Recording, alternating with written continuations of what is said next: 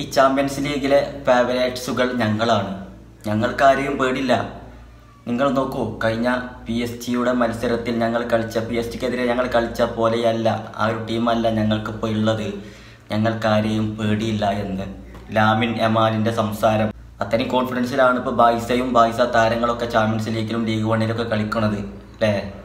Real മാഡ്രിഡിന് ഏറ്റവും കൂടുതൽ പ്രശ്നങ്ങൾ ഉണ്ടാക്കിയിട്ടുള്ളത്, അല്ലെങ്കിൽ റയലിനെ ഏറ്റവും കൂടുതൽ ബുദ്ധിമുട്ടിച്ചിട്ടുള്ളത് ഞങ്ങളാണ്.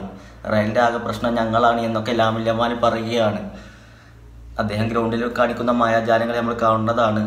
അതുപോലെ തന്നെ ബാഴ്സയുടെ മുൻനിര താരങ്ങൾ, റാഫിന ഉൾപ്പെടെയുള്ള താരങ്ങളൊക്കെ മിന്നുന്ന ഫോമിൽ തന്നെയാണ്. അവരുടെ മാരക പെർഫോമൻസും നമ്മൾ കാണുന്നതാണ്. ബാഴ്സയുടെ ടീമിൻ്റെ അവരൊരു ഫാമിലിയാണെന്നാണ് യമാൽ പറഞ്ഞത്. ബാഴ്സ ഞങ്ങളിപ്പോൾ ഒരു ഫാമിലിയാണ്, ഞങ്ങൾക്ക് ആരെയും പേടില്ല. ചാമ്പ്യൻസ് ലീഗിൽ ഏറ്റവും കൂടുതൽ സാധ്യത കൽപ്പിക്കുന്ന ടീം ഞങ്ങളാണ്. ലിവർപൂൾ കൂടി ഈ ഒരു ലീഗിൽ നിന്ന് പുറത്തായപ്പോൾ സാധ്യത കൂടുതൽ ഞങ്ങൾക്കാണ് എന്നാണ് യമാലിൻ്റെ സംസാരം.